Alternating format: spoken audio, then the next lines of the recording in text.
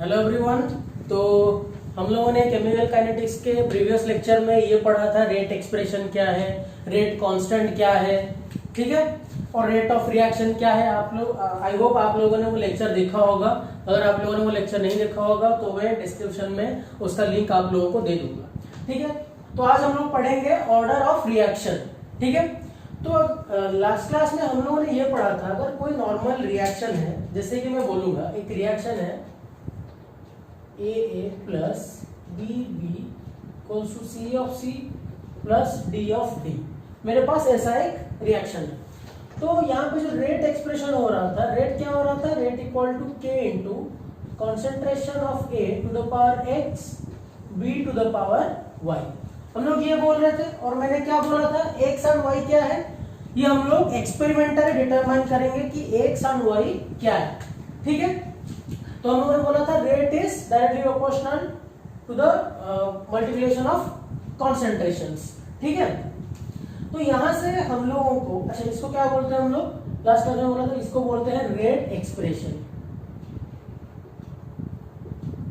ठीक है। इसको क्या बोलते हैं, रेट एक्सप्रेशन। तो ऑर्डर क्या है, अब ये क्या था, रेट कांस्टेंट, याद होगा आप लोगों को, रेट कांस्टेंट और वेलोसिटी कांस्टेंट और वेलोसिटी कोफिशिएंट। रेट क्या था, concentration divide by time, okay. तो ऑर्डर ऑफ रिएक्शन क्या है, the sum of the powers of concentrations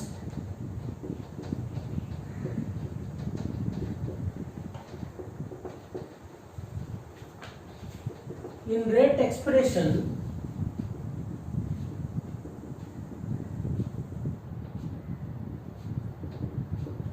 ठीक है, डिटरमाइंड एक्सपेरिमेंटली, क्योंकि ये एक्सपेरिमेंटली हमको मिलता है,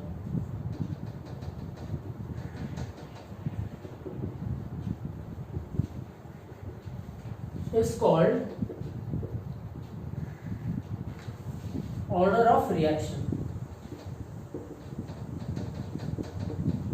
ठीक है।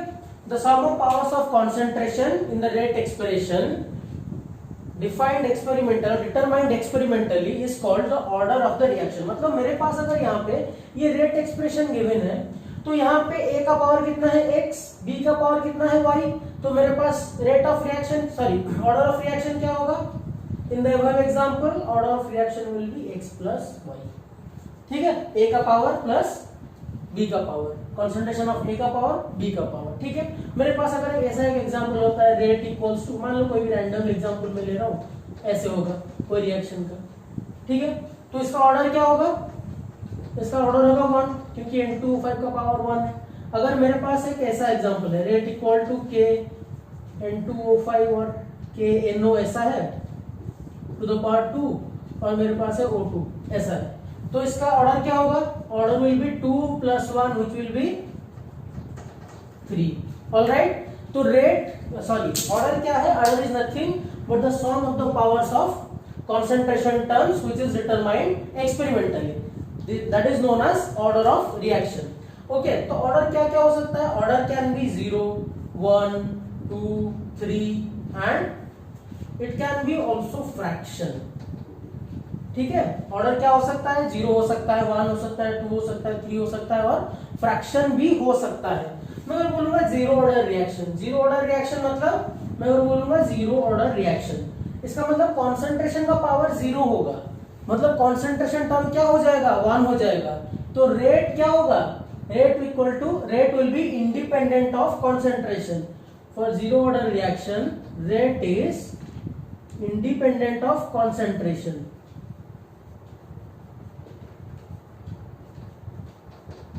ठीक है। जीरो ऑर्डर रिएक्शन के लिए देख लो, कॉन्सेंट्रेशन का पावर 0 हो जाएगा, 1 हो जाएगा, तो कॉन्सेंट्रेशन के साथ इंडिपेंडेंट होगा। अगर मैं 1 ऑर्डर बोलूंगा तो कॉन्सेंट्रेशन टू द पावर 1 होगा, ठीक है, ऑलराइट। तो ये है ऑर्डर ऑफ रिएक्शन के लिए। और क्या बोल सकते हैं हम लोग ऑर्डर ऑफ रिएक्शन के बारे में, ये फ्रैक्शन हो सकता है, 0 हो सकता है, 2 हो सकता है, 3 हो सकता है, ठीक है। अगर मेरे पास एक nth ऑर्डर रिएक्शन है, nth ऑर्डर रिएक्शन, तो nth ऑर्डर रिएक्शन को हम लोग क्या लिख सकते हैं, Na give rise to product, ऐसे लिख लेता हूं मैं, Na give rise to product, ऐसे लिख रहा हूं मैं। तो यहाँ पे क्या होगा, जो रेट होगा rate will be equal to a to the power n into k, यही होगा। Rate will be concentration to the power n into k, यही होगा। ठीक है, तो इसका यूनिट निकालते हैं, कैसे होगा इसका यूनिट, देखो यहां पर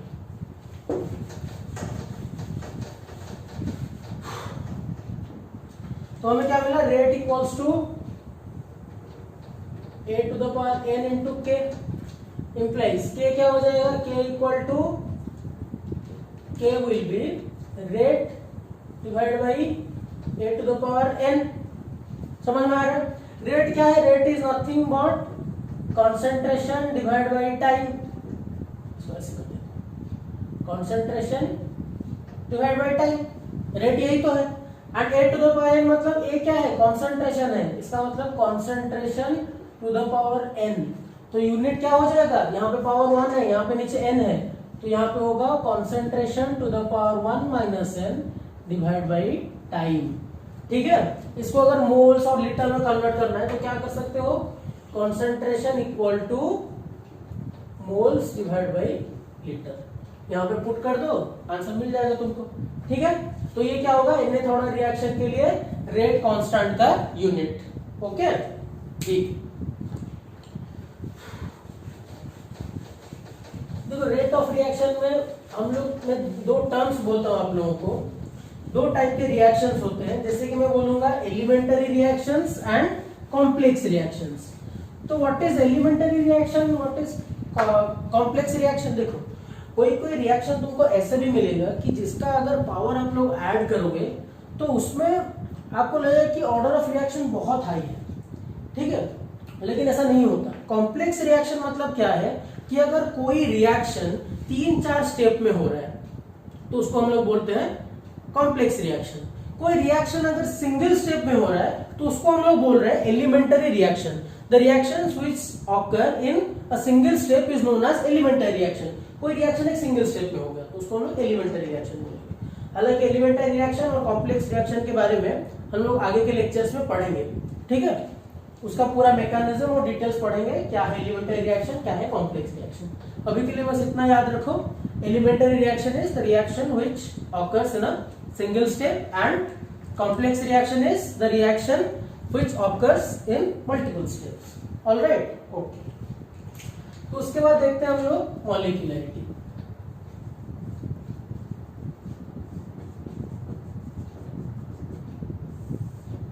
ठीक है, तो मॉलिक्यूलरिटी क्या है, देखो एक केमिकल रिएक्शन होने के लिए मैं क्या करूंगा, जो कॉन्स्टिट्यूएंट पार्टिकल्स है वो लोग आपस में इंटरेक्शन करेंगे, कोलाइड करेंगे, तब वो एक एनर्जी फॉर्म होगा, वो तो मैकेनिज्म हम लोग पढ़ेंगे। लेकिन मॉलिक्यूलरिटी बेसिकली क्या है कि केमिकल रिएक्शन को ऑकर करवाने के लिए कितने पार्टिकल्स आपस में इन्वॉल्व हो रहे हैं, that is known as molecularity of a reaction. तो हम लोग इसको ऐसा डिफाइन कर सकते हैं, the number of molecules of reactants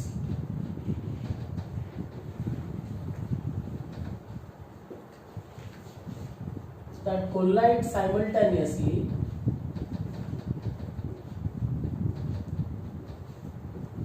to bring a chemical reaction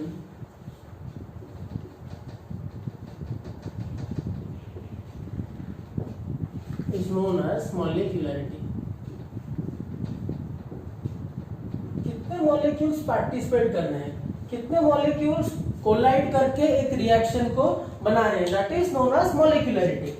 ठीक है, जैसे कि मैं बोलूंगा मॉलिक्यूलरिटी क्या होगा, जैसे कि ऑर्डर क्या हो रहा था 0 1 2 3 फ्रैक्शन, यहाँ पे ऐसा नहीं होगा, it will always be a whole number. यहाँ पे हमेशा क्या होगा, होल नंबर होगा, ये याद रखना, molecularity is always whole number. आधे मॉलिक्यूल्स कैसे पार्टिसिपेट करवाओगे, ऐसे नहीं होगा। 2 मॉलिक्यूल पार्टिसिपेट कर रहे हैं, कोलाइड कर रहे हैं, तो केमिकल रिएक्शन हो रहा है, that is known as its molecularity. ठीक है, तो यहाँ पे हमेशा मॉलिक्यूलरिटी क्या होगा, होल नंबर होगा, लेकिन ऑर्डर कैन बी फ्रैक्शनल। ठीक है, और ये देखा जाता है कि probability of molecularity 3 is rare almost नहीं होता है। Molecularity 3 is rare. 3 molecules probably collide कर रहे हैं रिएक्शन करने के लिए, ये बहुत रेयर है, ऐसा नहीं कि नहीं हो रहा है, दैट इज वेरी रेयर, ठीक है। And this is molecularity.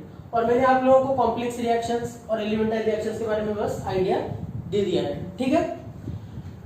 तो जैसे कि मैं अगर बोलूंगा, इसमें बहुत टाइप्स है मॉलिक्यूलरिटी में, जैसे कि मैं बोलूंगा यूनिमोलिक्यूलर, बाईमोलिक्यूलर, ट्राईमोलिक्यूलर। इसका मतलब क्या है? यूनिमोलिक्यूलर मतलब एक ही मॉलिक्यूल पार्टिसिपेट कर रहा है रिएक्शन में to bring about a chemical change, that is known as unimolecular. जैसे कि मैं बोलूंगा NH4NO2, ठीक है, इससे मिलेगा हम लोगों को N2 + 2H2, ठीक है। This is unimolecular reaction. ये क्या है? यूनिमोलिक्यूलर। यूनिमोलिक्यूलर मतलब इसका मॉलिक्यूलरिटी क्या है? इट्स मॉलिक्यूलरिटी इज 1, ठीक है।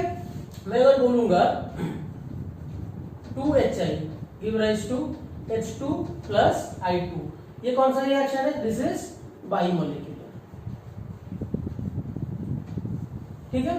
तो यहाँ पे मॉलिक्यूलरिटी 1, 2 है। आप लोगों के लिए एक होमवर्क है, आप लोग आज जाओ ऑर्डर और मॉलिक्यूलरिटी के बीच में डिफरेंशिएशन करो, तभी आपको पता चलेगा कि क्या क्या पॉइंट्स दोनों में आ रहे हैं, ठीक है। एक मोस्ट इंपोर्टेंट पॉइंट है कि ऑर्डर क्या हो सकता है? ऑर्डर फ्रैक्शन भी हो सकता है, लेकिन मॉलिक्यूलरिटी हमेशा होल नंबर ही होता है, ठीक है। ताकि क्लास में आपको कुछ क्वेश्चन ही करवाऊंगा। देखो, एक इंपॉर्टेंट फैक्टर है कि एक कॉम्प्लेक्स रिएक्शन अगर हो रहा है, अगर कॉम्प्लेक्स रिएक्शन हो रहा है, तो उस कॉम्प्लेक्स रिएक्शन में हमेशा याद रखना रेट डिटरमाइनिंग स्टेप कौन सा होगा। RDS भी लिखते हैं इसको। RDS मतलब rate determining step. Rate determining step, ये कौन सा स्टेप होगा? जो स्टेप बहुत स्लो होगा। कोई भी एक कॉम्प्लेक्स रिएक्शन में जो सबसे स्लोएस्ट स्टेप होगा, that will be rate determining step. तो इसको हम लोग एग्जांपल के साथ कैसे समझाएंगे? मान लो एक कार फैक्ट्री है, ठीक है।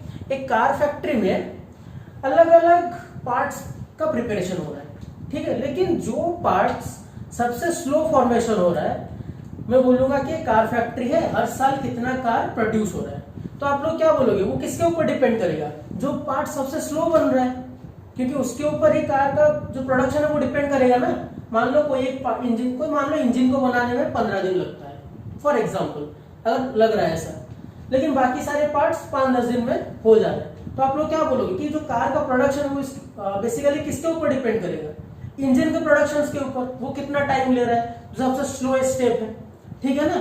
तो वैसे ही रिएक्शन भी वैसे ही है, जिसका अगर हम लोग रेट डिटरमाइन करेंगे, जो सबसे स्लोएस्ट स्टेप होगा वो हमेशा रेट डिटरमाइनिंग स्टेप होगा। आगे ये कॉन्सेप्ट ऑर्गेनिक में भी यूज होगा। जैसे कि आप लोग अभी 11 में कुछ पढ़ के आए होंगे कि जो हमेशा स्लोएस्ट स्टेप होता है कॉम्प्लेक्स रिएक्शन में, that is a rate determining step. उसके ऊपर डिपेंड करता है कि व्हाट इज रेट, ओके। और हमेशा ये माना जाता है कि कोई एलिमेंटरी रिएक्शन के लिए, अगर कोई एलिमेंटरी रिएक्शन है, सब बोलते हैं एलिमेंटरी रिएक्शन है, मोस्ट ऑफ द केसेस में, एलिमेंटरी केस में ऑर्डर इक्वल्स टू मॉलिक्यूलरिटी। ये याद रखना, ऑर्डर इक्वल्स टू मॉलिक्यूलरिटी। कोई एलिमेंटरी रिएक्शंस के लिए ऑर्डर इक्वल्स टू मॉलिक्यूलरिटी। बहुत दो सिंपल कॉन्सेप्ट है, कोई लोड नहीं है, आराम से, ठीक है। ऑलराइट, फिर से बोल देता हूं, कोई एक अगर रेट एक्सप्रेशन है, जैसे कि मैं बोलूंगा rate equal to K A⁴X B⁴Y, तो जो रेट एक्सप्रेशन में कॉन्सेंट्रेशन के पावर्स है, दोनों को ऐड कर दो तो क्या मिलेगा आपको? आपको मिलेगा ऑर्डर मिल जाएगा X + Y। और मॉलिक्यूलरिटी क्या होगा? जितने मॉलिक्यूल्स कोलाइड करके रिएक्शन फॉर्मेशन कर रहे हैं, that is known as molecularity. तो बेसिकली मॉलिक्यूलरिटी अगर एक सिंगल स्टेप रिएक्शन है, उसके बैलेंस केमिकल फॉर्म से भी मिल जाता है, ठीक है। ऑर्डर क्या होता है? It can be 0, 1, 2, 3 fraction, but molecularity is always a whole number, okay. तो अभी हम लोग जीरो ऑर्डर रिएक्शन के बारे में बोलेंगे, इसका डिफरेंशियल इक्वेशंस वगैरह देखेंगे, ठीक है, ओके। तो जीरो ऑर्डर रिएक्शन क्या है? What is zero order reaction? Zero order reaction मतलब rate is independent of concentration. Rate is independent of concentration. ये है ना, rate is independent of concentration. मतलब मैं ये बोल सकता हूँ रेट को हम लोग और भी क्या लिखते हैं, D R by d T, ठीक है। अच्छा एक काम करते हैं, चलो एक एग्जाम्पल ले लेते हैं। मान लो एक ए प्रोडक्ट है जिसमें ए से प्रोडक्ट मिल रहा है और ये एक जीरो ऑर्डर रिएक्शन है, ठीक है। तो इसमें मैं क्या लिख सकता हूं, rate which is minus d A by d t equals to k A to the power 0, ये लिख सकता हूं। This is differential rate equation और रेट एक्सप्रेशन सिंपली बोलते हैं हम लोग इसको।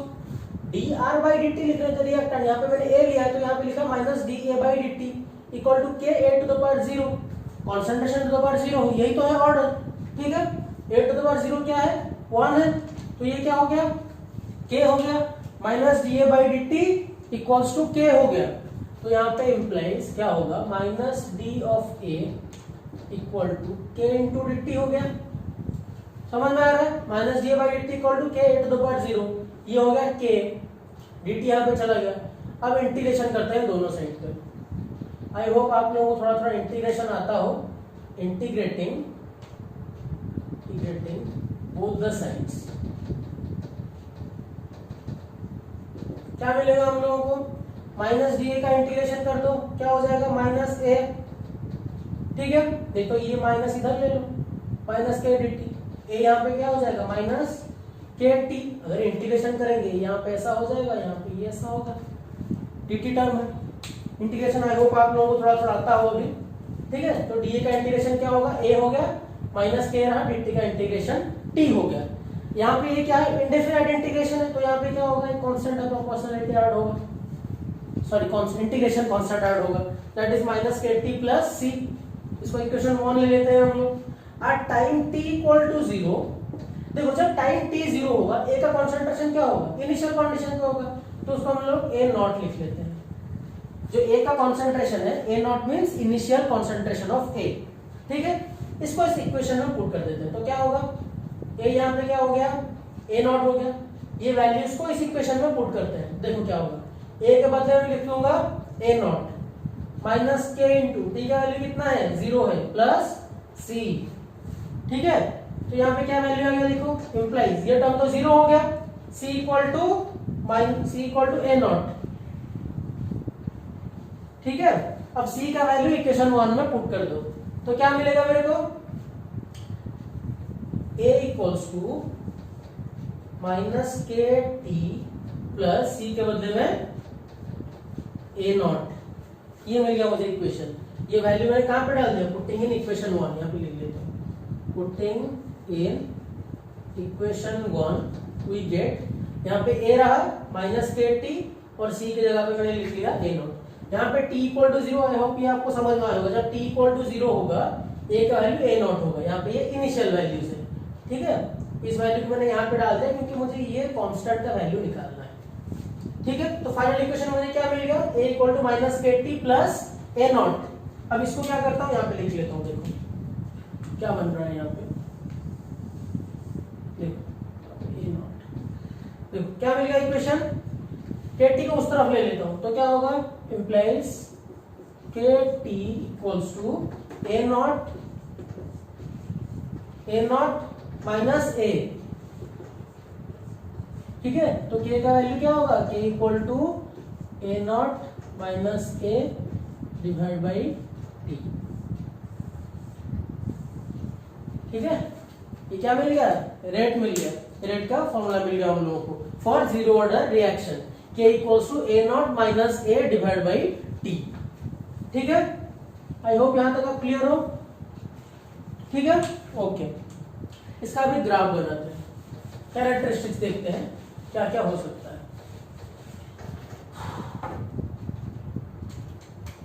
देखो मैं इसको ऐसे लिख रहा हूं, कौन से फॉर्म में लिखेंगे, देखो इस तरह के फॉर्म में लिखते हैं। देखो क्या होगा, a equal to A not minus k t, ये इक्वेशन को देखो आप लोग, a equal to A not minus k t है इक्वेशन। अब मैं क्या करता हूं, देखो यहाँ पे ले लेता हूँ कॉन्सेंट्रेशन ऑफ ए, यहाँ पे टाइम ले लेता हूँ, ठीक है। देखो अगर ये देखोगे आप लोग y equal to mx plus c, समझ में आ रहा है? y इक्वल टू, ये देखो ये y एक्सिस में है, ये x एक्सिस में है, तो y इक्वल टू ये स्लोप हो गया माइनस के, t क्या हो गया, x हो गया, y equal to mx plus c, straight line का इक्वेशन है। तो a नॉट क्या होगा, a naught will be the y intercept, तो यहाँ पे ये ऐसे हो जाएगा, ये वैल्यू क्या होगा, a नॉट होगा, आई मीन ये वैल्यू क्या होगा, a नॉट होगा, एंड यहाँ पे स्लोप क्या होगा, स्लोप विल बी माइनस के। आप लोग 11th में मैथमेटिक्स का चैप्टर जो है स्ट्रेट लाइंस, आप लोगों ने अभी तक बहुत अच्छे से उसको कवर किया होगा, तो आई होप आपको ये इजीली समझ में आ जाएगा, ठीक है। y equal to mx plus c, ठीक है, this is the straight line of equation of straight line, यहाँ पे ऐसे मिल गया हम लोगों को, ठीक है। अगर मैं ये बोलूंगा, देखो रेट क्या है, rate is independent of concentration, rate is independent of concentration. तो मैं अगर रेट यहाँ पे टाइम लेता हूं या फिर कॉन्सेंट्रेशन ले लेता हूं, के टी है ना, क्या इक्वेशन था पहले, a इक्वल्स टू, देखो यहाँ पे k equals to rate equals to k into A to the power 0 था, ए टू द पावर 0, मतलब throughout the equation k क्या होगा, सेम होगा, ऐसे ले लेते हैं हम लोग, ठीक है। ये अगर t रहा और ये कॉन्सेंट्रेशन रहा तो रेट क्या होगा, पूरा सेम रहेगा हर किसी के लिए, सॉरी रेट यहाँ फॉर द टाइम और रेट क्या होगा, सेम होगा, ठीक है। ओके,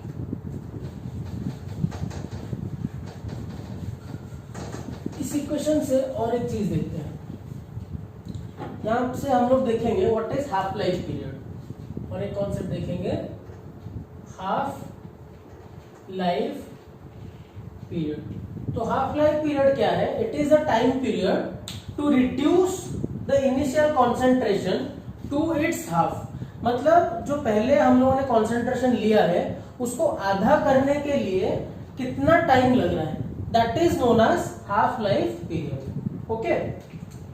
तो यहाँ पे क्या होगा, मतलब जो a होगा that will be a naught divide by 2, यही होगा, इसको ऐसे लिख लेते हैं, a नॉट डिवाइड बाई 2, जो कॉन्सेंट्रेशन होगा वो इनिशियल से टाइम होगा, उसको कैसे डिनोट करेंगे, इसको डिनोट करेंगे टी हाफ में, जो इनिशियल कॉन्सेंट्रेशन है उसको आधा कर देंगे, कितना टाइम लग रहा है आधा बनने में। देखो फॉर्मूला क्या था, लिख लेते हैं यहाँ पे, a minus a equal to A not minus k t, ठीक है। तो यहाँ पे क्या चेंजेस होगा, a के बदले में क्या होगा, ए नॉट डिवाइड बाई 2, यहाँ पे क्या होगा, ए नॉट होगा माइनस के टी हाफ, ठीक है, समझ में आ रहा है यहाँ तक, ओके। देखो यहाँ पे क्या होगा, ये के टी हाफ को इधर लाता हूं मैं, k t half equal to A not minus A naught by 2, क्या होगा, ए नॉट डिवाइड बाई 2, तो यहाँ पे टी हाफ क्या हो जाएगा, t half will be A naught divide by 2k, ठीक है। यहाँ पे क्या हो जाएगा, t half equal to A naught divide by 2k। इसका मतलब यहां से हम लोग ये लिख सकते हैं, t half is directly proportional to A naught, ठीक है ना, क्योंकि कांस्टेंट है, प्रोपोर्शनलिटी यहाँ पे एक है तो डायरेक्टली प्रोपोर्शनल होगा t half equal to A naught के साथ। तो यहाँ पे क्या करता हूँ, ग्राफ बना देता हूँ, यहाँ पे ले लेता हूँ टी हाफ, यहाँ पे ले लेता हूँ ए नॉट, स्ट्रेट लाइन होगा, यही होगा डायरेक्ट। वैसे भी देखो, अगर इसको मैं एक्स एक्सिस में लेता हूँ और इसको वाई एक्सिस में लेता हूँ, या फिर इसको y इसको x ले लो, एक ही बात है, तो क्या होगा, y इक्वल टू mx, जहां पे इंटरसेप्ट नहीं रहता वहां से क्या होगा, ओरिजिन से स्टार्ट होगा स्ट्रेट लाइन, ठीक है ना। अगर देखो कोई भी अगर इंटरसेप्ट होता तो वहां पे कैसे होता, ये लाइन ऐसे होता, अगर इंटरसेप्ट नहीं है तो कहां से स्टार्ट होगा, ओरिजिन से स्टार्ट होगा। क्लास 11 का मैथमेटिक्स है, स्ट्रेट लाइन चैप्टर, ठीक है। तो यहाँ तक हाफ लाइफ पीरियड खत्म होता है, और नेक्स्ट क्लासेस में हम लोग कुछ क्वेश्चंस करेंगे और फर्स्ट ऑर्डर रिएक्शंस के बारे में देखेंगे, सेकंड ऑर्डर रिएक्शंस के बारे में देखेंगे। तब तक आप लोग पढ़ते रहो, रिवाइज करते रहो। Thank you.